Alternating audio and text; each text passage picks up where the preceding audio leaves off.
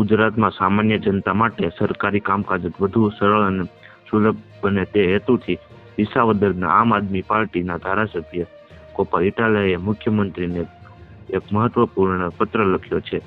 આ પત્રમાં તેમણે રાજ્યની મામલતદાર, તાલુકા પંચાયત, ગ્રામ પંચાયત, વીજળી વિભાગ તેમજ મહાનગરપાલિકા, નગરપાલિકાની લોજને સમયને ફેરફાર કરીને બપોરના 2 વાગ્યાથી રાત્રે 9 વાગ્યા સુધી ખુલ્લી રાખવાની નવતર માંગ કરી છે.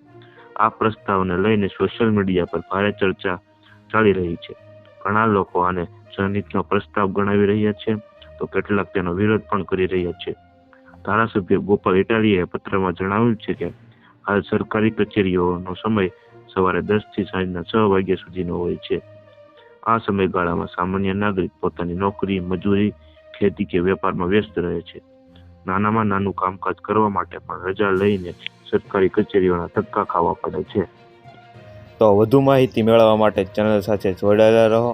વિડીયો પસંદ આવે તો લાઈક કરી દેજો. ચેનલમાં નવા છો તો સબસ્ક્રાઈબ કરી દેજો.